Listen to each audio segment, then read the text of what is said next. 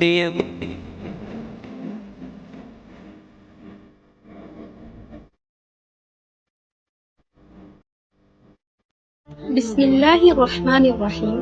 அஸ்ஸலாமு அலைக்கும் வரஹ்மத்துல்லாஹி வபரகாத்துஹு. தர்தா மகளிர் இஸ்லாமிய கல்லூரியினால் வாரந்தோறும் நடைபெறும் சிந்தனை முத்துக்கள் நிகழ்ச்சியில் இன்று நம்முடன் இணைந்து கொள்பவர் ஜெஸ்ஸூர் நமா. பிஸ்மில்லாஹிர்ரஹ்மானிர்ரஹீம்.